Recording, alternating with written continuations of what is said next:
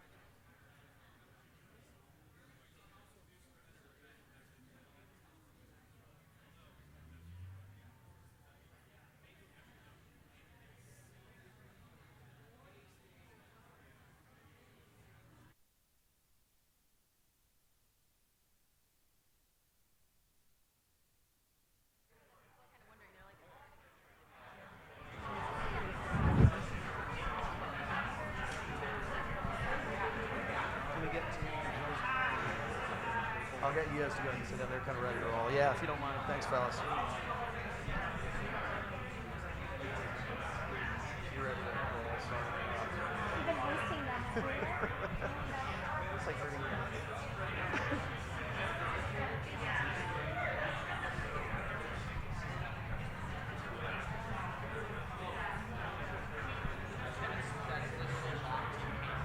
And you'll switch it on as I walk up. Cool, thanks. Perfect. Oh, it is?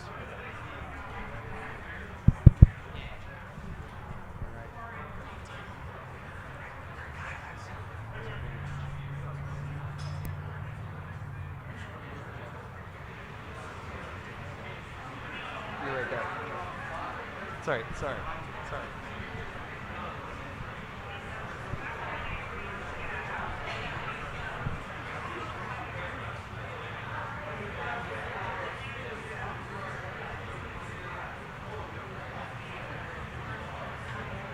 All right, guys, we're ready to get rolling here.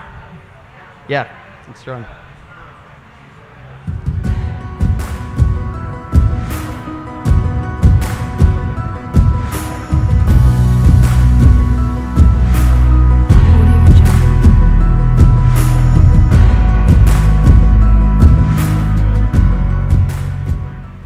So why are you here? Are you here because you like Denver? Was the topic interesting? Are you new to Denver and just trying to figure it out? I see at least a few people here who are probably here because they worked for one of the speakers and felt like they had to be here. And there's probably some who wanted to hear some of these speakers because we've got a pretty amazing group of panelists who are coming up today. So when we started to think about this topic, we had a title that was a working title that was a little bit it was either boring or maybe even a little plagiarized. We were talking about things like tech hubs and tech meccas and stuff that had already been said or done a lot. And then my marketing director, Ashley, had the good idea to ask, is Denver the next tech frontier? Which was a lot better because at least it talked about our frontier heritage and probably addressed our real potential a little better. I'm seeing nods even as I say that. And then we started thinking about what else could it be, and we started to distill that conversation down to what's the frontier? Denver? And then somebody, Christy from Graphic Creative, suggested, let's just go ahead and be a little edgier and say, WTF, Denver? Or WTF, Denver? And that led to a bunch of other topics like why the fuss and who's on the forefront and what is this, fun? And all kinds of things like that.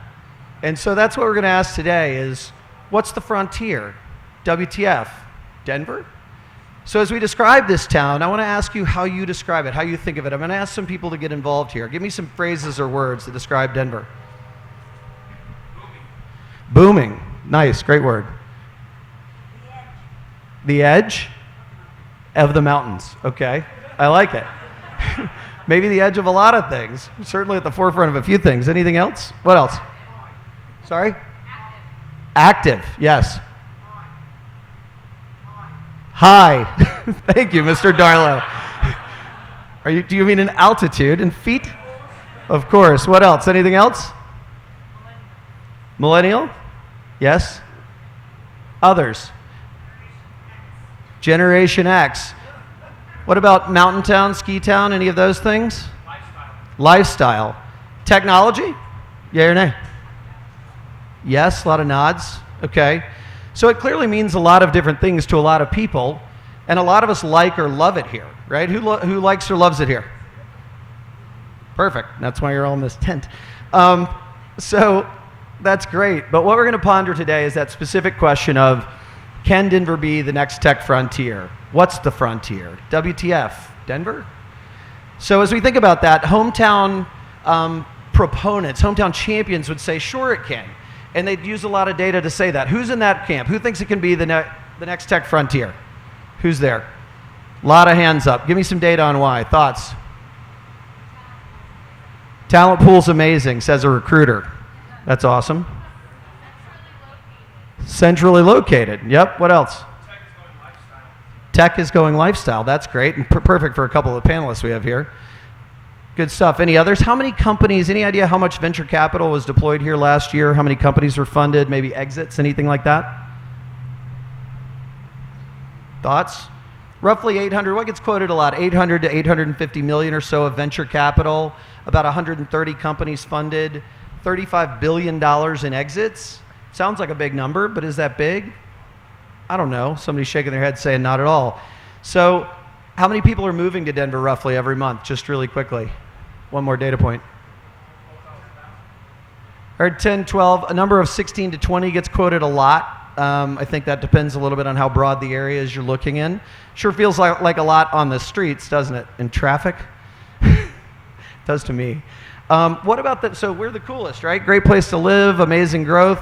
What about naysayers, counterpoints? Anybody disagree? I got a lot of nods on the yes, but any naysayers? What's that? Wrong tint? For the naysayers? There's got to be a couple. Give me a contrarian view, something. Boom and bust economy, maybe even a boom and bust culture. We'll come back to that. Denver shoots itself in the foot sometimes where growth is concerned. Yes. Infrastructure, great question, great point, very constrained. What else, Mr. Darlow? Lifestyle against it. Interesting, counterpoint, like it. Somebody shook their head on the exits number. Just let's talk about venture capital really quickly. Roughly how much venture capital got deployed in Silicon Valley and San Francisco last year? Any idea? Nope, 25 or so billion. So we're 800 million going to 1.3, they're 25 or so billion. Doesn't feel quite so big now, right? And there's a lot of folks who are probably sitting here going, you know, why does it matter? And they too probably fall into two slightly profoundly different camps, one of which says it matters a lot because you have to be exceptional to be relevant. And then other folks who'd say, who cares? This is arrogance and ego, and let's just be what we need to be us. And maybe even some people who are saying, shut up, all you loudmouths. Don't tell anybody else what we've got, and let's keep it small. I got one profound nod in the front up here. And Denver has a history of that as well, right? And I'm not saying that's intrinsically bad. I would posit, though, that the nuanced answer to this question lies somewhere in between those fairly polarized endpoints.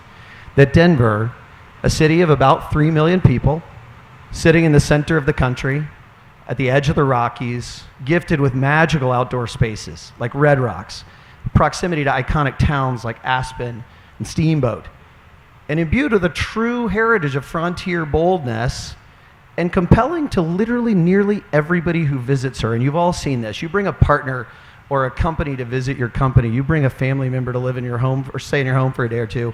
It's like, wow, I really like it here. It's cool. It feels good. I love it. It's almost universally the reaction.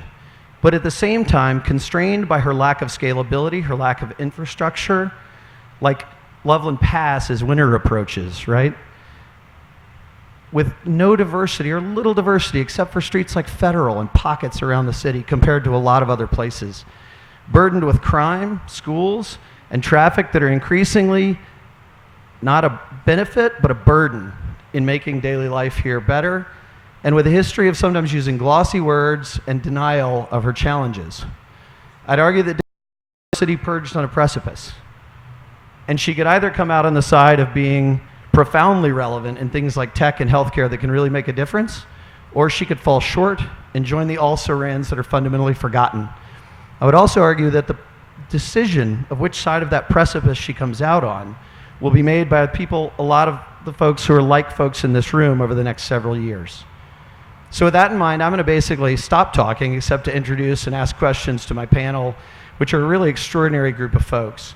I have some of the best CEOs in this town who have chosen to build their companies here. I have venture capitalists who have literally left the valley to come make bets on nothing but Colorado's entrepreneurship. I have people who are breakthrough pioneers in non-traditional education and some of the best recruiters of top executive talent in the world. I have developers, visionary developers who are transforming the way this urban landscape looks, and city planners who are thoughtfully asking the big picture challenging questions of how do I create scale in a place as constrained as we are. And I have creative food and beverage and culinary folks who are essentially trying to create a culture that's uniquely ours and a life that's fun and worth living in a place like this at the edge of the mountains. So with that, I'm going to bring those folks up and we'll get them all up here and ask a bunch of fun questions. So the first one is my good buddy David Levin. And David is an entrepreneur that has boldly succeeded in one of the most competitive spaces in the country. The digital out-of-home space, I had the displeasure of competing a little bit at the edge with him in a few years ago. And Dave was a friend personally and always has and was kind, but he kicked my ass in business. I'm glad I didn't have to compete with him directly because David is smart, but ruthless and focused on scalability and winning in his market. He's built his company, Four Winds Interactive, from inception to over $65 million in revenue and almost 400 people. And so with that, I'm going to bring up David Levin, and I'm going to ask him a very simple question, which is why he decided to build Four Winds here, what's been better or worse than he expected, and has being in Denver actually helped contribute to where they've come. David Levin.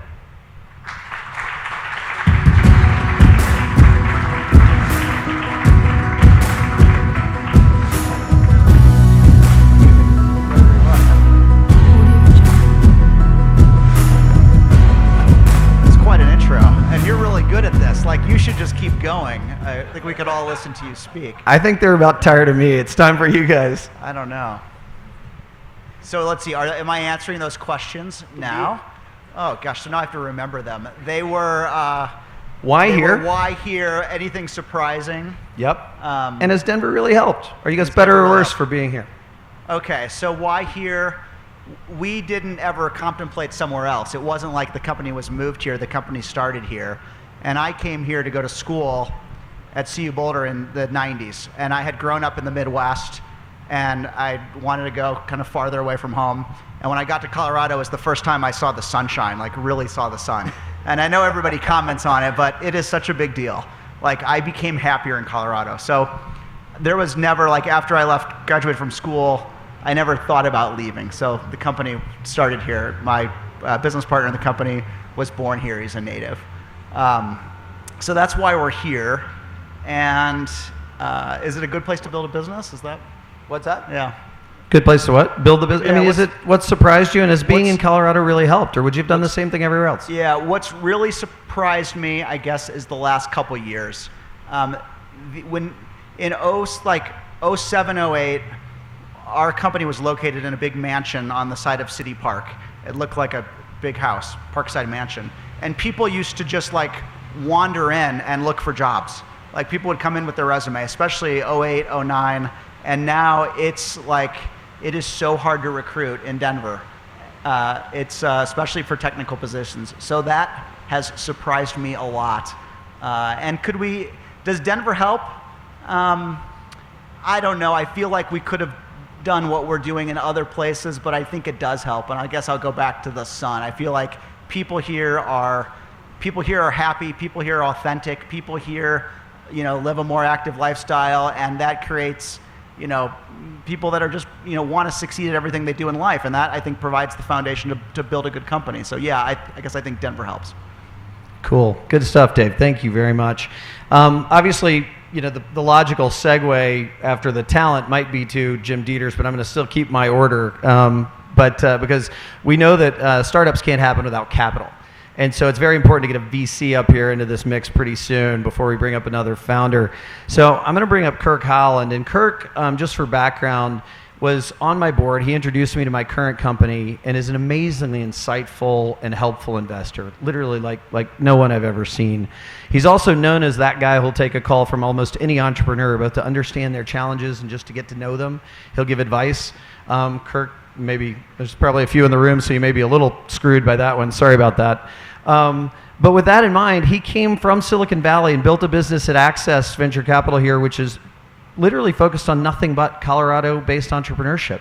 So I want to ask Kirk as he comes up, what literally inspired you? What did you see? What was different? What made it worthwhile to leave the Valley and come and essentially over time focus here? So with that, Kirk Holland.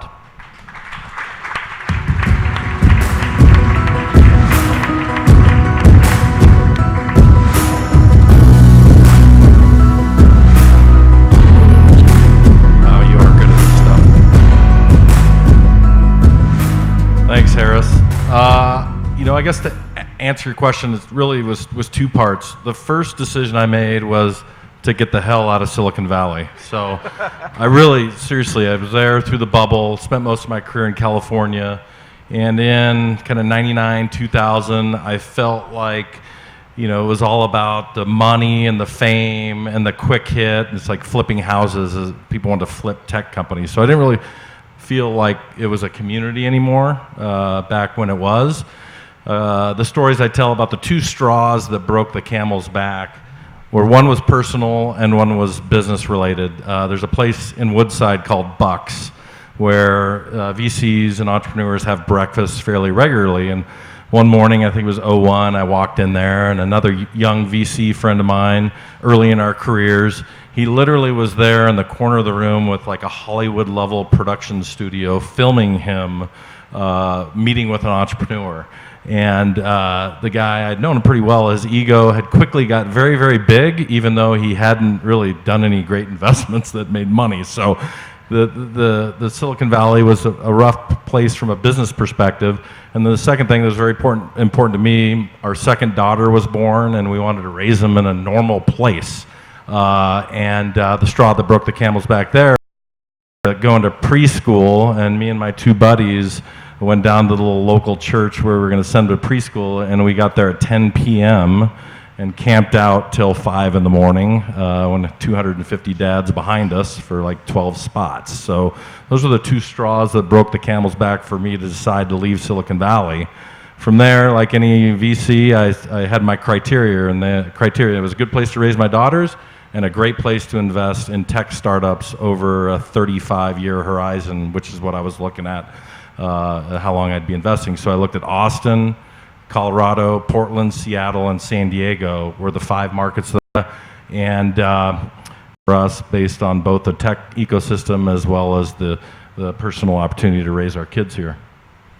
That's great. I'm going to come back to some highlights of what that data was and some things you saw. And again, sort of like I asked Dave, how that's evolved. Has it been what you expected, better, worse, et cetera? But let's get a few more folks up here, and then we'll come back to that one. So Dave's business is software and services. So is mine. So is most of Kirk's portfolio. Maybe all of your portfolio, really, right? Almost all. So that says tech talent, right? And what kind of talent? What particular kinds of tech talent do you need to build those kind of businesses? Anyone? Developers, yes. Thank you. I'm hearing it from over here, too. Developers, what else? Scrum Masters, Agile folks, product line managers, dev leads, etc. So with that, who's heard of Galvanize? A lot of hands. Good. Jim, the marketing's working. As is the actual experience. So Jim Dieters, with a couple other visionaries a few years ago, founded Galvanize, which is one of the first and most innovative, we believe, firms for non-traditional education, particularly around technology. It's also a wonderful co-work space and amazingly progressive, and is now doing that not only in Colorado, but in a number of other cities. So for Jim, the question I want to ask as Jim Dieters comes up is, what were the insights that led to the foundation of Galvanize? What made you guys be at that kind of vanguard of creating this kind of educational product and process? And tell us a little bit about that as you come up. Jim Dieters.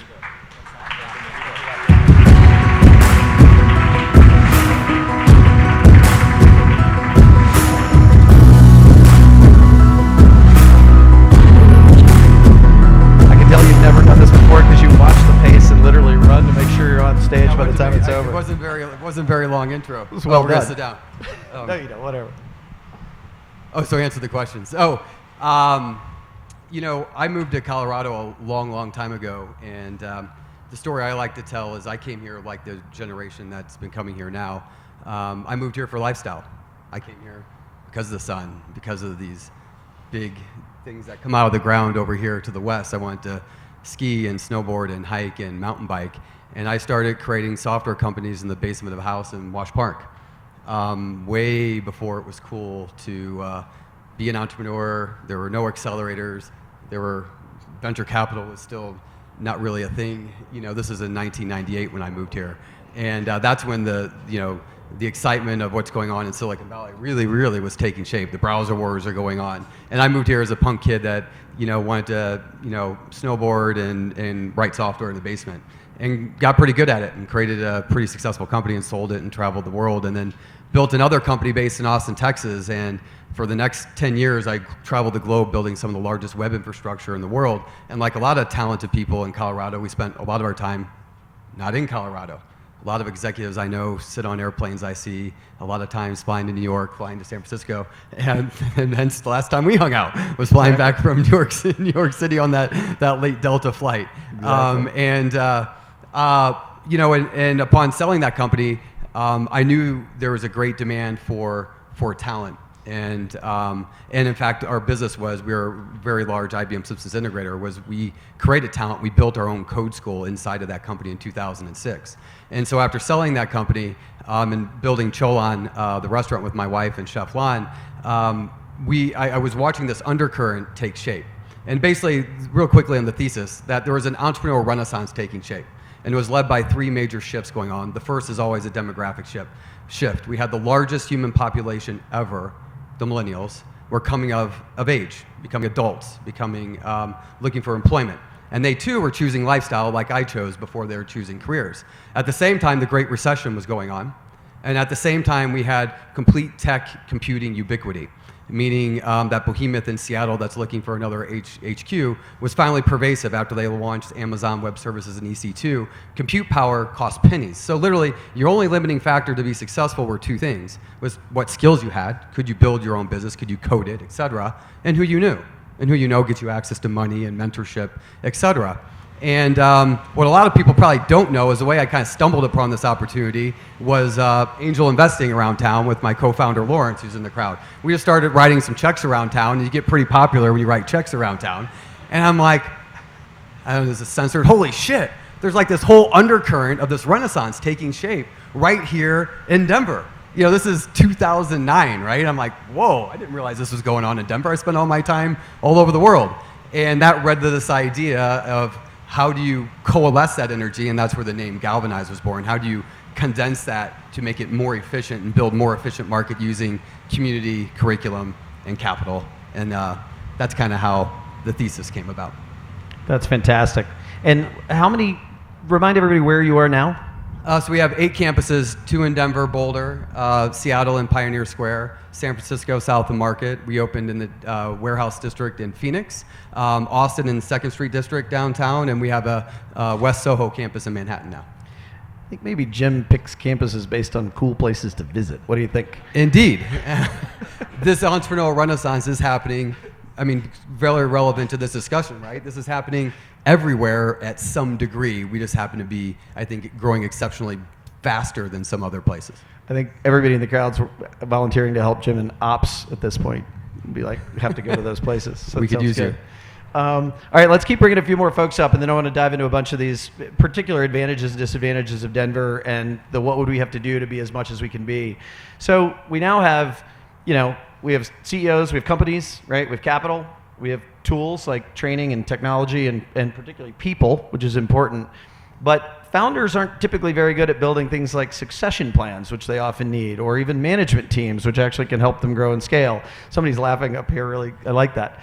Not giving founders a hard time, I don't know that many of them would deny that, right?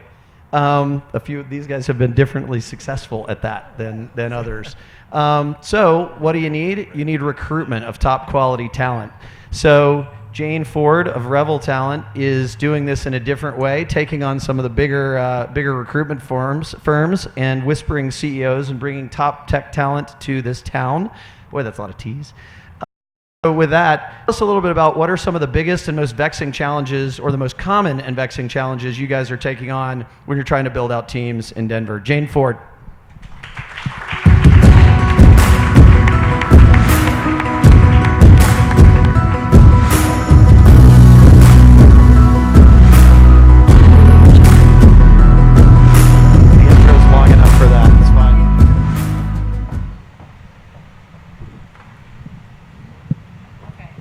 Top challenges we're seeing with tech talent. So it's funny, when I think about the last couple of years and work with different CEOs of tech startups, there's a couple of themes that always tend to come out. One of them is, do I make or do I buy my talent? So do I hire the young, scrappy, smart person that I really like, lower cost, or do I hire the person that's a rock star that's been doing what I need somebody to do and build my company quickly? Example of that, I've got a health tech client right now CEO knows SEO, SEM, Facebook quite well. They think those are the tools they really need to drive top of the funnel customer acquisition. So going to hire his first director of performance marketing, what's he going to do? He could hire a young, scrappy person. He could basically train that person how to do all this. But as a CEO, what does he need to be focusing on? He needs to be working on product. He needs to be working with marketing. He needs to be driving strategy. And frankly, he needs to be working on funding right now. He doesn't need to be teaching somebody how to do paid AdWords. So what are we looking for? We're looking for somebody that's been a rock star doing performance marketing, expert in SEO and SEM. It's going to cost him a little bit more money down the line, but from a growth perspective, he'll benefit from that greatly.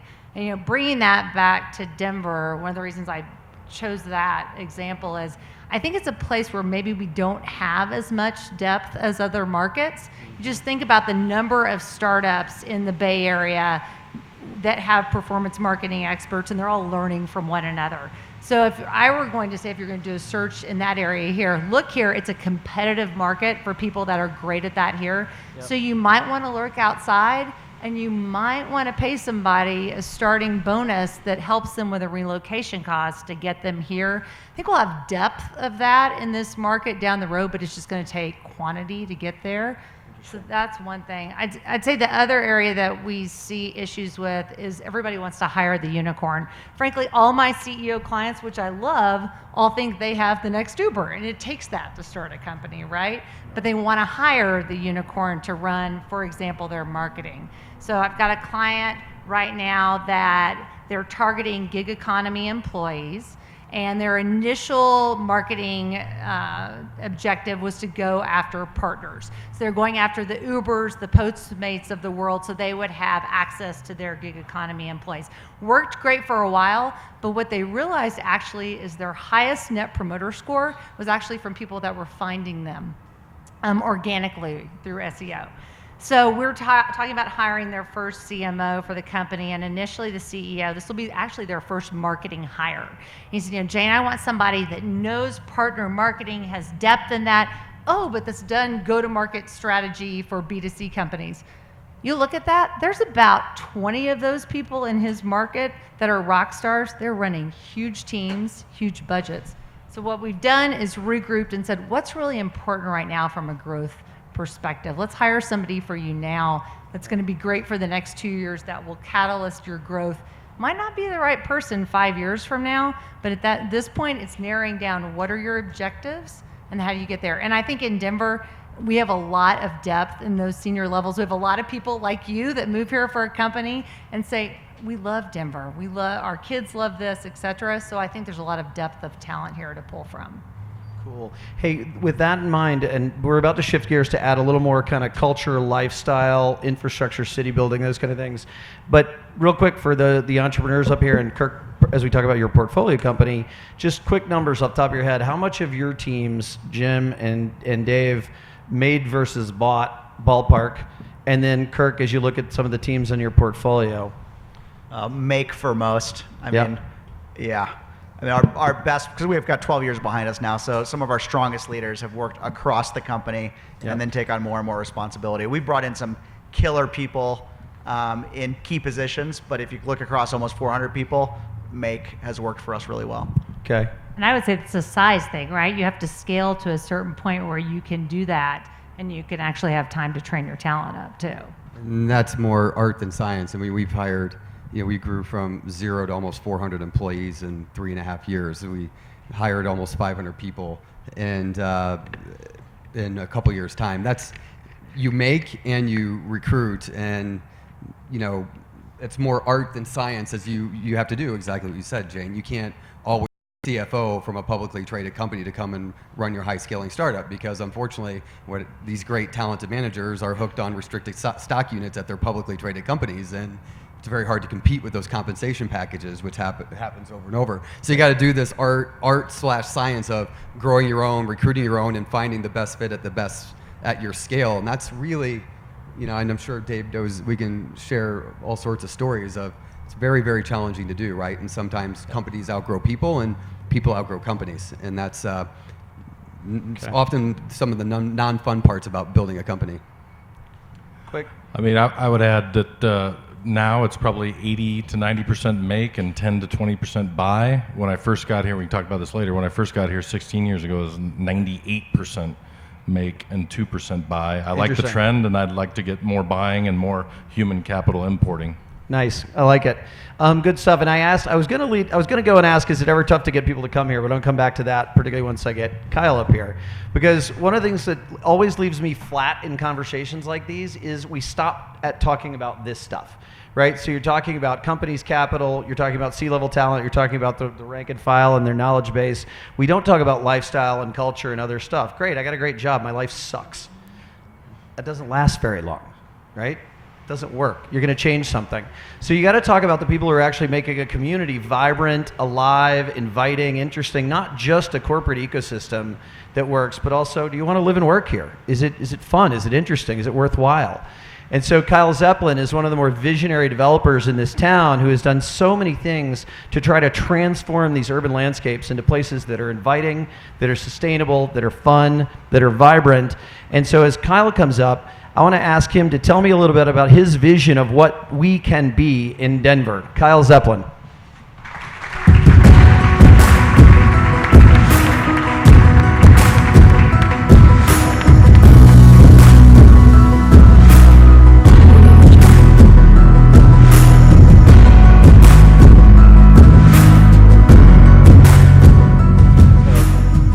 Thanks for including me.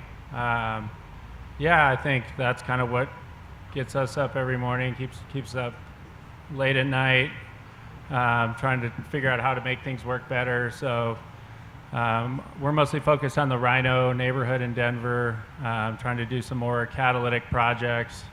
Started at a pretty early stage 20 years ago, really focusing on new economy workplace, probably before the term even existed, and just trying to do a little bit more with buildings as far as recycled former industrial buildings, build into every project some major amenity features that aren't typical. We branched out. We have the site called Taxi that's 28 acres on the river. We have early childhood education. We have a fitness center, a swimming pool made out of recycled shipping containers. So really, you got to bring a lot to the table. It's not enough to open up a building and think that's going to fill itself up. People are working more remotely. There's a lot of companies moving here, but you just got to offer more value. And then in the retail space, we have a project called The Source, which is a recycled 1880s former foundry. We have 12 or 13 businesses in there. That are all kind of a diversity of companies around craft food production, some of the most renowned restaurants in the city. But again, it's not enough just to, you can only eat one meal. We basically hosted within the last couple of weeks the street art market in combination with the Crush. It drew, between the two events, drew like 25,000 people to Rhino. And there is an appetite for art, for culture, for design that's more nationally relevant. Denver's a city of transplants. We've gone to major markets in LA and New York, Miami, and there is clearly an appetite for companies to locate out here, for national retailers. We're on the map, but there's clearly a need for some private initiative, and then nobody's moving here because it's 2 minutes faster to commute from Westminster on the highway. They're moving here because it's bikeable, walkable, active, and so we have had a lot of our time that gets deployed into trying to influence some of the infrastructure and public projects to work better for the people that want to live here. Good stuff. So this is, I wanted to bring these last few folks up to expand and diversify the thinking, and that's exactly what some of the things Kyle's alluding to do, thinking about the more holistic lifestyle in the place. I want to keep taking the fun factor up a little bit. We're still talking a lot about business, talking a lot about business and living, but you've still got to keep people, not just say they've got education, they got the right amenities, they have the pool, they enjoy where they live. They still got to be able to socialize, entertain, blow off some steam, enjoy themselves, right? Take out their friends and their family. So I'm going to ask Troy Gard, who is the most successful business person in the restaurant and hospitality industry in this town, I would posit. Maybe people would argue. But he is also, even better than he is as a businessman, is his creativity. He's a very dear friend. So I think if I ask the right questions, I can get him to give creative answers and not just business answers, and that'll probably be pretty easy. So Troy, we've now got fun places to live. We got great companies. We got jobs. We got talent. Some of it's C-level. Some of it's not. We've got capital. We've got all these things. How the fuck do we keep these people happy? Troy Gard. Food.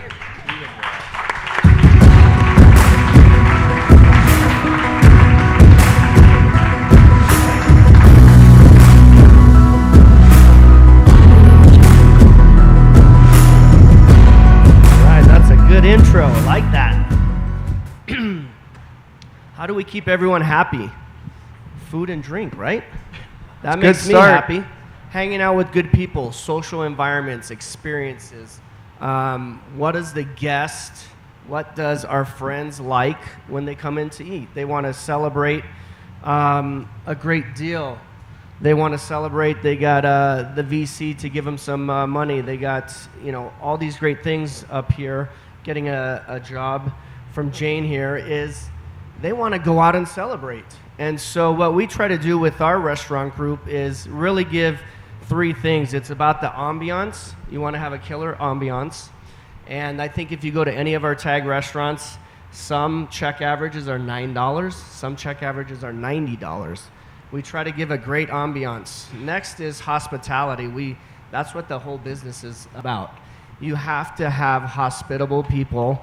You have to have people smiling, taking care of people. And that's, and of course, great food and the drinks and cocktails go hand in hand. But I moved to Denver here 17 years ago, and I've lived all over the world. Singapore, Tokyo, Hong Kong, New York, Hawaii, California, and the list goes on. And someone said, hey, you should check out that place, Denver. And I said, it's in the middle of where? It's cold. Why would I give up all these other cool places? And the minute I got here, the sunshine was a big thing. The people are really incredible. And I knew it was going to be up and coming, like you said, too, looking at Seattle, San Diego, Austin, all these other cities. I wanted to be in a place the next 25 years where I could really make a stamp and put my name on something. And New York, I mean, as amazing as it is, and I love to go there and eat my face off and then walk around, I'm not going to make a big splash there. Here, I feel I can make a big splash, and we have started to. And in 8 years, almost 9 years, we've opened 10 restaurants and 8 different concepts. So we still have one opening in November, one in March, and we're now looking at branching out of state. So I'm super excited. Good stuff. Great. So now, last and arguably most, Tammy. And I'm just kidding, no knock to any of you guys. But I say that because Tammy is last because she's going to bring an overview and an understanding of Denver that probably cuts across all of ours, to be candid. Tammy runs the Downtown Denver Partnership. And what that means is she is tirelessly working constantly to help think about and solve the toughest challenges that Denver has and take advantage of its assets to make it a better place for all of us. DDP sponsors Startup Week, for those of you who don't know that, which obviously has now grown to 17,500 registrants, as announced this morning, a huge new record for them, which is wonderful for Startup Week. And Tammy's going to talk to the big picture challenges that cut across all this stuff, right? So all of this is great. What if we don't have enough internet pipe? What if we can't get to work on time? What if we don't have safe neighborhoods or good schools? What if this whole life thing doesn't work for all of us? Then we've still got challenges. And how do we make that exceptional at a citywide scale, given our constraints and our history? So with that in mind, Tammy's going to talk first about some of the bigger challenges and maybe the bigger assets that face Denver as she looks across it. Tammy Dorr.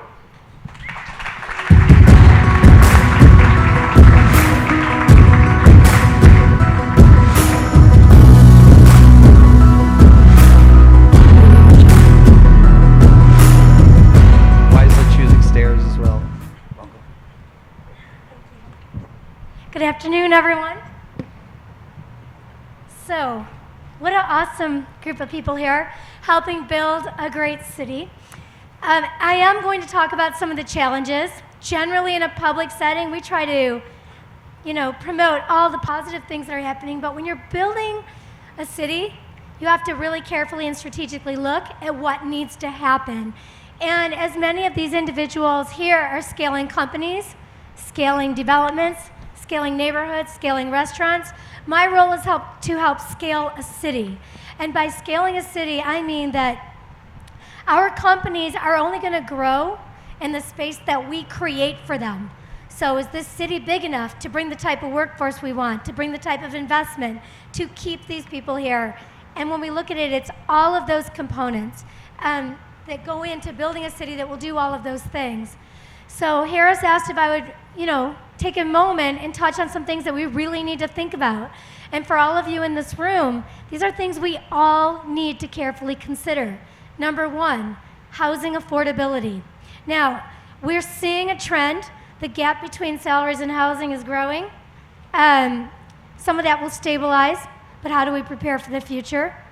We need to look at mobility. What does that mean as we continue to grow as a city? And we look at everything from sustainability to just density and population. And three, how do we ensure that as we attract more people here, give them a place to live, that we're building a public realm and a place and a space that will give them the environment to be inspired, to create, to connect, and to truly build a community. Good stuff. Thank you, Tammy.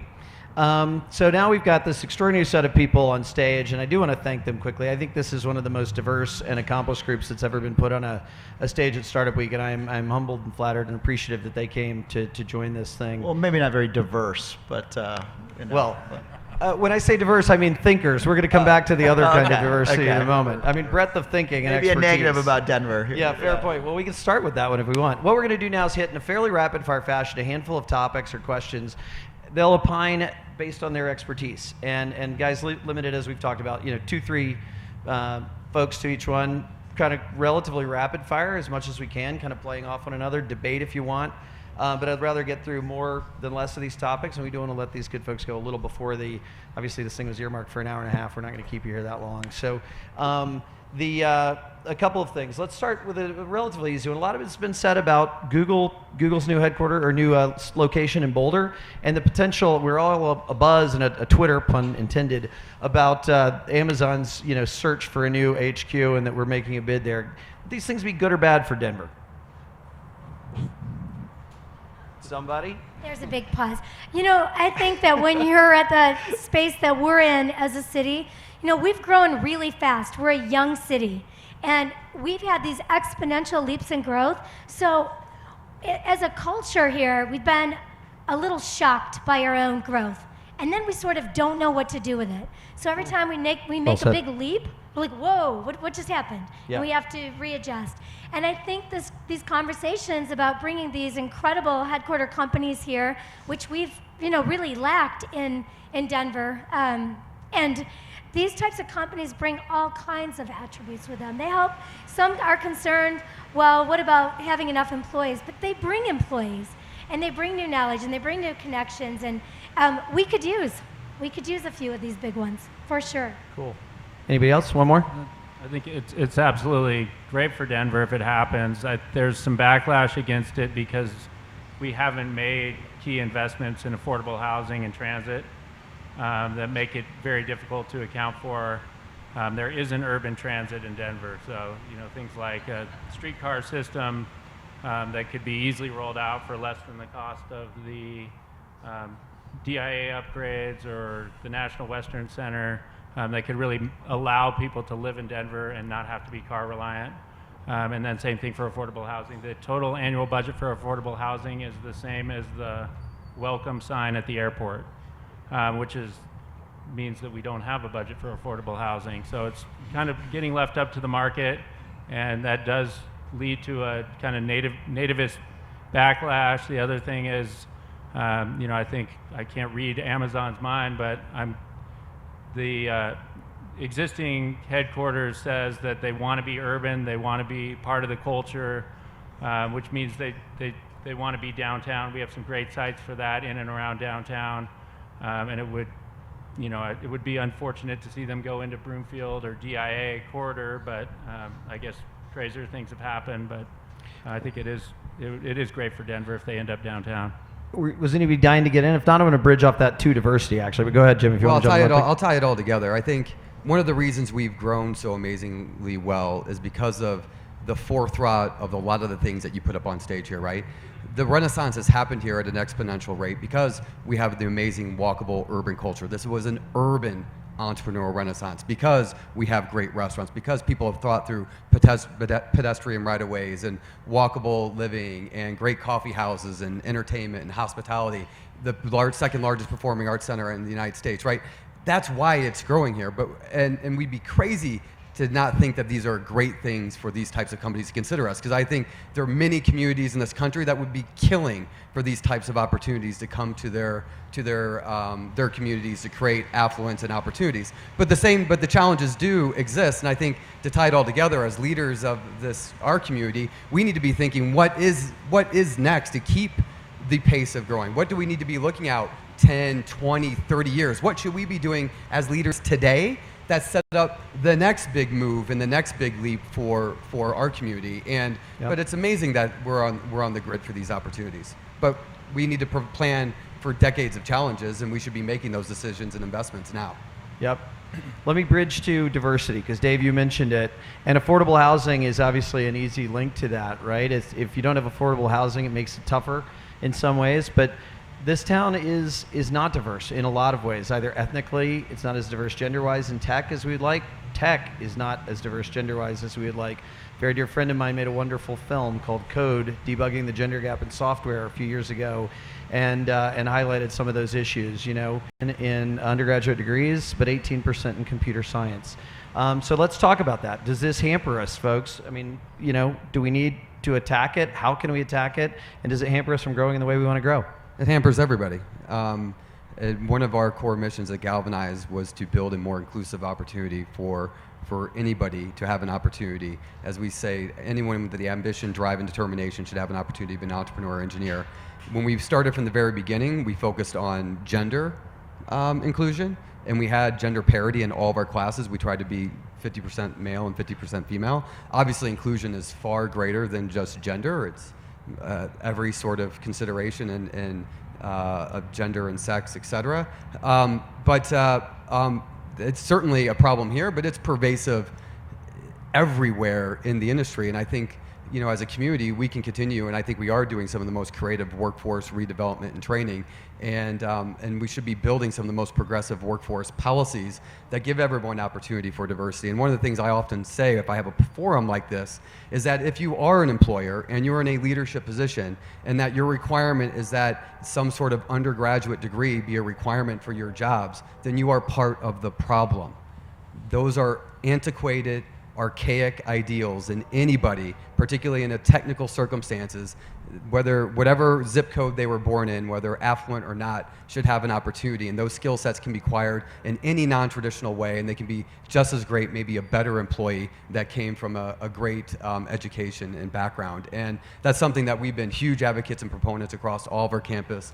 We do scholarships with the behemoths. Google pumps money into that. And you bring those companies to this community, they do that. Google, we have scholarships with. IBM, Airbnb, Uber, have all invested in our students to help build inclusive opportunities. Well, I love the challenge in that. Dave, I know you wanted to, did you want to get on this one? Or? Yeah, I just think, it doesn't help, that's for sure. I mean, people with diverse backgrounds, teams that are coming with individuals coming from different perspectives, I think build better companies, have a better outcome. So diversity helps. And I think to get political, I think the White House administration, rules on immigration are brain dead. And that's one of the ways we get diversity into this country. It's where some of our most successful entrepreneurs and talented people have come from. They've immigrated to the U.S. We still don't have that many people here. I don't have a background in national security, but I don't think that it's really helping national security. So I just see it as a downside, and I just use that to go into diversity and get raw on topics for your panel. Well, that's good. I'm not going to continue to encourage a political theme, so I'm going to move on from that one. But go ahead, Kurt. I think it hinders us significantly. It's funny. For the smart people that are considering moving here, when they're doing due diligence, and of course I tell them all the great things: sun, lifestyle, culture, etc. The smart ones they say, you got to tell me the 3 things that aren't good. And my answer to that, I have to answer it when I'm saying, 1, if you don't like people visiting you, because they'll visit you all the time. 2, the wind. I hate the fucking wind. And 3, it's so white bread in Colorado, it's ridiculous. And in my portfolio, I can count probably at least 5 times in the last 10 years where I had 5 highly qualified top African American candidates to be executives at my companies, and I couldn't get them to come here, and that was the main reason. Yeah, a real challenge. And I think the only editorial I'll offer there is, in a world of software, particularly today, diversity of lens, right? Diversity of perspective. People who look at problems in different ways, more creatively, from different backgrounds, solving problems differently, thinking about how to break up the work differently, those kind of things is massively important. And so when we see that every day, and those lenses come from backgrounds, and they come from experiences, and they come from biases that people have endured, and those kind of things. So it's very important. Let's leap to another one. Weed. Well, we're going to be controversial. Good, bad, indifferent. Does anybody give a fuck? Developers can't seem to like it, but pardon me, I shouldn't cuss. I've already cussed a few times. I kind of cuss a lot. Anyway, kind of developers? Good, those that write code or the ones that build buildings, or both? I hope the ones that write code, because the ones that build buildings are like moving heavy shit. So you don't want crane operators smoking weed. No crane operators smoking weed. We're building some pretty cool companies here. We've led the nation, which is what Denver does. We're pioneers. We were risk takers, and we took this concept and we moved it forward, and now the whole nation's looking at us. They're looking at us for tech around the industry. They're looking at us for business practices, legal services, accounting services, expertise, consulting, you name it. We have started to enter every field related to the business of weed. We get a lot of feedback about the urban center in terms of challenges about it all must relate because we legalized weed. And I will tell you, our response is consistently, people have been smoking pot in Colorado pretty much since the first plant was planted. And I'm not sold. I'm not going to say that I don't think that there was some cultural things that opened up some transient populations to drift back through Denver and stick around. I know that for a fact. That is it. But we're a growing city, and as we grow, we don't get to grow in just the parts that work wonderfully.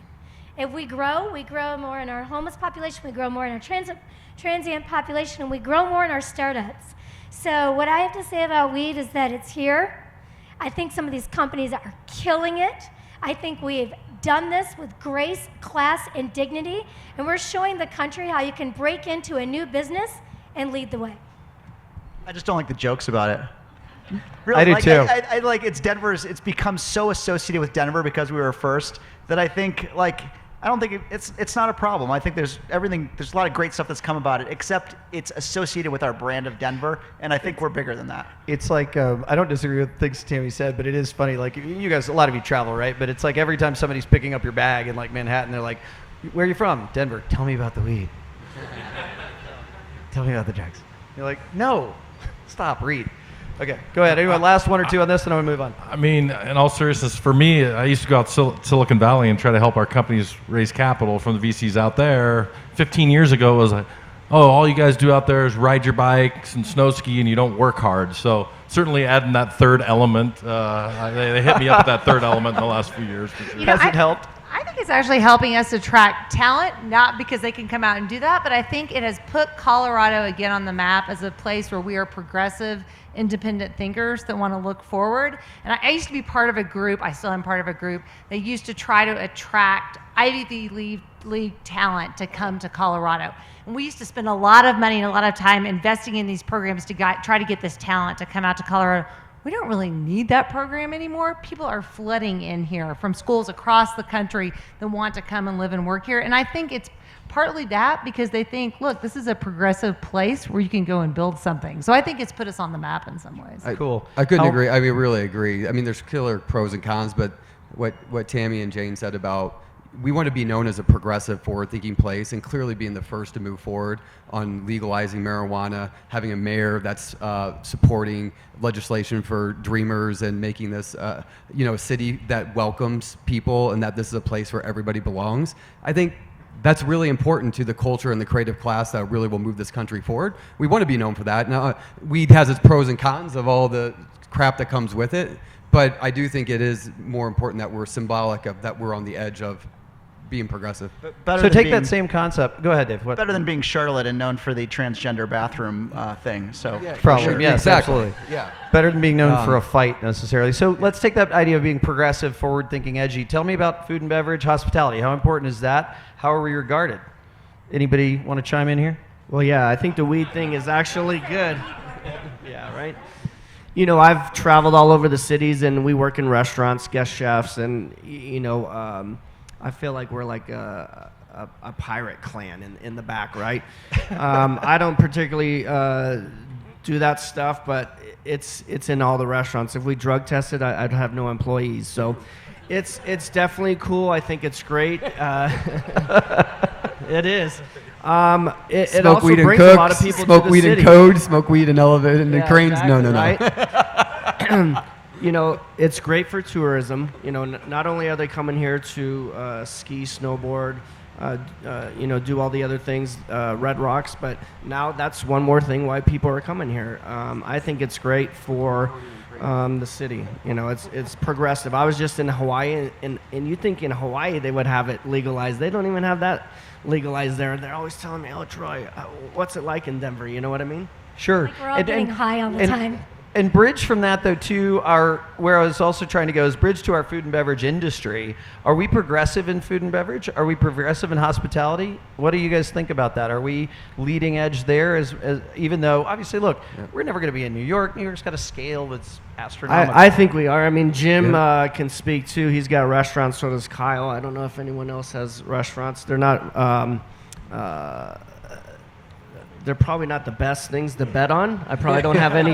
You probably don't have any venture. I said I like to make money. Yeah, exactly. So that's a long story too. But I went through 100 investors. I talked to 100 different people, and 3 people gave me money. Wow. You know, luckily we made it, and now people knock on my door asking if they can invest. We don't need that now. But back to the question about hospitality and food industry here. I mean, we've got 2 James Beard Award-winning chefs in Denver or in Colorado. One's in Boulder, one's in Denver. The food scene here, I don't know about you guys, but it's on fire. I mean, every time I turn around, I can't keep up. I'm opening some of them, but a lot of people are opening a bunch of them too, and it's exciting. I mean, when I look at the map, always New York, Chicago, or LA. That's just because they got more and more people. But for the amount of people that we have in this state and city, I would put us up to anybody in across the U.S. I think it's fantastic. And Troy's comment earlier, we were doing Cholon, and Lon was kind of thought the New York scene was lame, right? We were in the Great Recession still, right? Everyone was doing comfort food, burger joints. It was right after you opened up Tag. And we were building Cholon in the heart of the recession, and everyone's like, "You are crazy! What in the world are you doing?" I'm like, "Just watch. Denver is gonna be one of the next spots, not just for tech, but for culinary, for all things creative that were taking shape." And we were right, and we were absolutely right. And I think at that time, if anybody remember, Charlie Palmer came. We opened on the corner of 16th and Blake. Charlie didn't make it, but. Cholon was really at the very beginning of sort of this massive culinary renaissance that came through, and I'd say Denver's on fire ever since then. From everything Troy's done, everything that Fruition friend Alex, and then Brian Dayton. I mean, Denver's on fire. We're super spoiled. There's so many great restaurants to go to now. It's amazing. Kyle, I think we're get involved. Provide that. Looking to the future, it's the mall everywhere at high level that's doing incredible numbers. You have Central Market, the Source, even some suburban stuff at Stanley. But People want that more grab-and-go format, and they don't want to answer to all the formalities of a multi-course meal. Keep the price point down. We're working on a project called Zeppelin Station that's supposed to open around the first of the year. It's like food hall version 7.0, so it's 6 counters, multicultural kind of flair to it. So it's the banh mi guys from South Federal and poke guys from Chicago that are doing something, but it really appeals to an urban demographic. Cool. And you got the wood fires, and the lights go down later at night, a couple bars.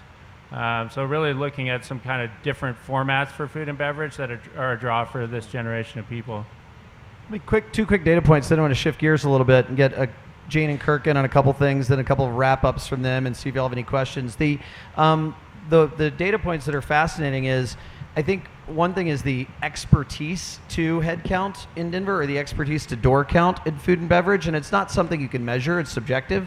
But one interesting idea is, has anybody seen the documentary Somm? Anyone raise your hand? Have you seen this? Right? The Master Somm program is essentially an accreditation program for sommeliers. There have been roughly 200 of them in the 40-year history of the thing. Obviously, California has the most, 27. Nevada has the next, 14. Guess who has the next most with 11? Colorado. New York has 5. It's an interesting benchmark for kind of an expertise to head count. And if you think about the servers in this town, if you think about some of the chefs in this town, some of the food and beverage folks, the bartenders, Alex winning, national awards, there's a very high expertise to head count ratio here. So the question for Jane and Kirk then is, as you guys, do these kind of lifestyle things come up as you're talking about attracting people? Do you talk about this kind of stuff? Food and bev, weed, housing, education for your kids. Makes a huge difference, and especially a lot of my clients are out in the Bay Area looking to move here, and they're all talking about that. It's about cost of living, it's about schools, it's about restaurants, it's about days of sunshine, it's about proximity to the mountains. So all of this and the infrastructure part is a huge attractor to talent out here, and will continue to be. Helps having the airport, right? It will continue, that hub will help us as we continue to grow. Yeah, I would agree. It's a package deal, and a lot of times we're trying to recruit people from New York and San Francisco, so the big comparison to be made there. So, you had this on your list, but some of the things that are negatives when they start asking about education, and I'm spoiled because my kids went to school in the Boulder Valley School District, but all the districts aren't like that in Colorado. So, there's certainly some of the other downsides that I know you wanted to hit on a little bit, Harris. You know what we have to do, though? We have to educate people and continue to educate people about how great it is here. There still is a bit of, I moved out here from the East Coast, and people said, oh my gosh, you're moving out there, it's so cold, because they watch a Broncos game and it's snowing in November. Sports. So we still have some education to do around how fantastic it is out here. Yeah, I would agree. I think one of the things I think we've done a poor job as a state, not just a city, but a state, is talking about lifestyle and the mountains and the outdoor activities. Yep. And that's been the highlight. And again, back to people that look to invest capital, that's not really high on their list to make money necessarily. But other things have risen above in some cases, that like the other cultural things, we don't highlight them enough. Yeah. No, it's good stuff. I mean, look at what's behind us. I mean, this is truly one of the more amazing complexes. I had a friend who's a writer for a New York paper, moves here and goes, oh my gosh, she's English. She's like, oh my gosh, Harris, on a Wednesday, I just had a choice of like 7 things at your art center. And I'm like, we're not a frontier backwater. It's not like still a cow town. Come on. All right, last question. Can I just add yes. I think that when we talk about building a place and we talk about all of these components that attract companies and people and give you this great quality of life, it's important to note these things don't happen by accident. I think sometimes you can look at a city or a place and say, wow, that just sort of spontaneously erupted. And the reason I point it out is because there's one thing Denver truly does better than almost any other city in the country, is we really do a great job of these long-term plans. We don't put them on the shelf. And these plans look at everything. Your city manipulates your every move. I don't know if you know that, and I don't mean city administration, I mean the physical environment. We carefully consider, where do you plant a tree? Where do you put a bench? Where do we put a housing development? Where do you put the park? And we're constantly figuring out how it ties together. then over there, hard infrastructure, we place the soft infrastructure. Where do you need the school? How do you make sure the school is strong? Whenever you move one single piece in all of these plans, you disrupt something. So it's a never-ending process, but do know almost every area of our urban center is guided by a longer-term vision and a strategy. And you're just pointing out here, I mean, there's an entire plan for the future for this whole center to be completely rebuilt. So most people would say, that's great. Look, it's the best, it's the biggest. But it's going to be bigger and it's going to be better because we're getting ready for the next phase. Can I just throw out a quick idea? Yeah. I think we should all have a positive pitch on Denver and a negative pitch on Denver. And then we should decide as a team, all of us, like, is the city too congested? Like, if it is, like, traffic's bad, it feels a little congested, unemployment's 2.1%, let's give the negative pitch. Let's give all that together for, like, 6 months, slow people down while we get our infrastructure in place. Okay? And then when things get better, traffic frees up a little, like buildings get built, cranes come down, like, ooh, need more people, switch to the positive pitch. And if we do that across the whole city, like, we can temper, like, the flow of people into Denver. And do we want to just have some billboards and things around town that we turn kind of red or green? Yeah, like we'll it's have like Fogo de Chão, whether you want the Don't meat even put on enough or off. billboards Put it in Right? these restaurants. It'll be on the menu. Like, it'll be a secret word, and we know if we're on the positive pitch or the negative pitch. I love it. All right, last question, and that's a perfect segue to what I want to end with, because I do want to let these guys ask a question or two, and I also don't want to keep you guys here too long. I'm sensitive. It's been a while. Last question, and nobody can say more than one of each of these, and you don't have to all answer. So to make sure I don't get more than 14 words or things, is what are we really sophomoric at? Like, what's the WTF? We just missed it. Like, why aren't we better at this? And then what's something that's a true, unique asset, like a true differentiator that's truly different about Denver? Even if we said it before, throw them out relatively fast. Whoever's got answers. You don't have to throw them out in pairs either. I don't know. Good. I think the Sophomoric. people. Oh, go ahead. You go. Sorry, people for me, for Denver, they're the best. Everywhere I've been, everyone's so friendly, so helpful. I think you get around the right people, and I was just this little guy, and now all of a sudden, I go up the ranks and meet this person, meet that person, and someone said it, I think, at the last class that it was. It's like, even if someone says no, it's a relationship that I've built. So it's all about the relationships and the people. For me, that's amazing in Denver. I would say it's easy to get involved. This is a place you can move from anywhere in the country, and people say, oh, what are you passionate about? Oh, we'll go get you involved in that volunteer thing. So there are lots of things to do outside of work. Very related answers. Yeah, So, Kirk? give sophomore. Okay.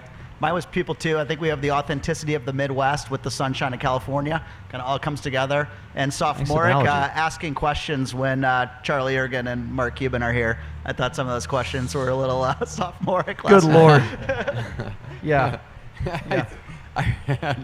I'd probably go with slow drivers in the left lane going in the mountains. That's just like, I hate to be a negative person, but fuck, Jesus, pull over. Terrible. I mean, hopefully we'll have a hyperloop or something.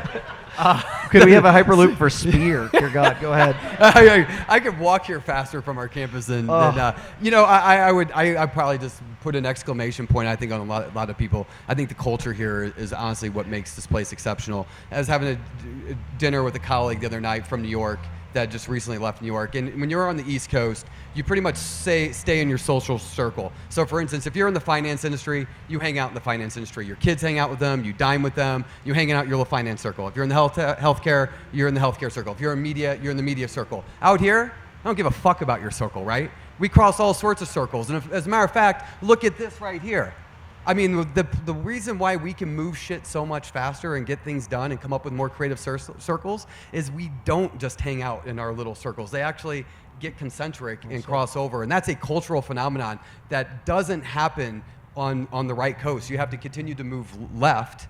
And I think we are the bullseye as you move left for that mixing pot of culture and creativity that actually takes shape. So A lot of great stuff. What else? Any others? Last couple? I mean, it's a city of transplants. It's very open, welcoming. Part of that is we don't have a lot of history, so I think we're effectively creating it. And there's, I think we went through it, but some positive momentum and some things that are not going in a very positive direction. Cool. housing. I mean, we need to be ready, and we need to be innovative, and we're not where we need to be in that regard. Oh, that's and true. then There's some ugly ass developments out there. What's All right, that? That's sophomore. Sophomore. There's some really shitty architecture going up. Not Kyle's, not Kyle.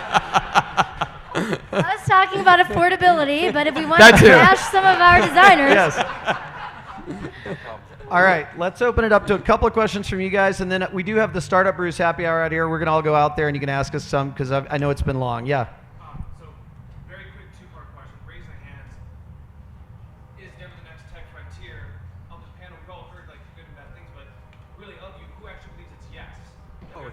Oh, without a doubt. Okay, so on that then, where's that tipping point? Have we hit the tipping point already? And if not, where do you think it is, where we actually become that big mecca? It really depends on how you define it. And I think what we're talking about, it's already happening, right? And a lot of people, like, a lot of times I said, oh, you know, I do think Galvanize was a fun catalyst, but we also stood in front of a wave that was already happening. Ultimately, you know, this renaissance was going to take shape and is all over in every place. It's even, you know, it's happening all over the world, and it's happening in Detroit. It's happening in Austin. We got to make it what we want to make it. But are we a tech frontier? Hell yeah, tech is everywhere. If you don't have tech in your community, you're fucked. I mean, let's put it super simple. That's why we're fortunate that Google and Amazon want to be here. Everything is tech. So yeah, we are, you know, it depends on what you'd want to define. I think we need to define what success means to us and making it inclusive and affordable and cross-cultural and having, you know, it's already happening, and it will continue to happen if we have great leaders that collaborate and keep shaping it. But without a doubt, we already are, and we will continue to be one of the leading tech communities in the world. Yeah, and we need to train and build our workforce more. I think what we forget about is not only is bringing people in here, but it's who we have now. You look at DPS, for example. I think it's 70% minority right now, and I'm part of a group that we're pushing to kids to get 2-year degrees, 4-year degrees. We need to do more pushes for them to get certificates. There's all sorts of things like that they need to be doing that will enable them to be the workforce. 95% of those kids stay here in the Denver metro area, so let's push them to get degrees in coding. And it's not a full degree, it's to get a great certificate that they can go get a job and be the workforce for these companies. I think the tipping point is having a really big tech company here. Like if Amazon comes, like I think that's the tipping point. If not, if one of our companies grows to become an iconic tech company in the US, that's kind of the tipping point. Right now, we have a lot of tech, like Jim's saying, but it's still relatively small companies, just a lot of them. Yep. There's an interesting unicorn count. Like Salt Lake has 4 unicorns. We don't have any. Unicorns are the billion-dollar companies with over $1 billion valuation before they go public. Mark, Darla, let's take 2 more from the audience, and then we'll break. Mark? Following on from that, should the city focus on one particular element of tech to kind of get growth in a particular area? I would reverse back to the telecom bubble. So I like the idea of having a diverse economy, both tech as well as, I think one of the great things about Colorado is we have a diverse economy besides tech. So my answer would be no. But Tammy might overrule me. She's got more power there. No, I agree. Look, I grew up in Flint, and I came here from Detroit. I know what it means to not diversify your economy. Future in terms of tech, call it innovation, call it just leaders in business, is going to be the way we cross-pollinate and we bring all of these things together to build great companies. Good stuff. And the state has been picked cybersecurity as a focus, right? That has been the bully pulpit of the governor has been pushing that quite heavily.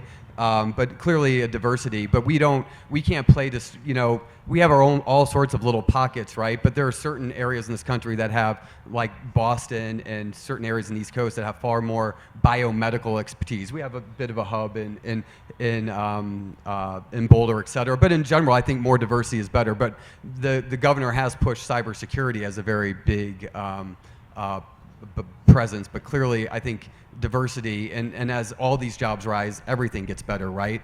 All of our restaurants are full. All of our lawyers are busy. All of our dry cleaners are busy. Everyone's busy as we keep rising the tide, right? Really a virtuous cycle. Last question from the audience. Anyone? Everybody's ready for a beer, it sounds like. Let me do 2 quick thank yous. Thank you to my team, in particular Ashley Bailey and Matt Bowerly, who did an incredible job with the graphics, the coordination, all these things, under the supervision of Andy Hurt. Thank you very much to Denver Startup Week, Kate Barton and team, letting us do something here that was ambitious. They've never had a panel like this. They've never had this big a one that brought this many people on in a dialogue versus just sitting here and being talking heads and talking about their own companies. And then obviously, thank you for letting us try something intrepid, complex, hopefully not too long for you guys. Thank you for your attendance, your engagement, your laughter, your questions. And thank you finally to these guys who are freaking incredible and dear friends. I appreciate it. Thank you, Harris.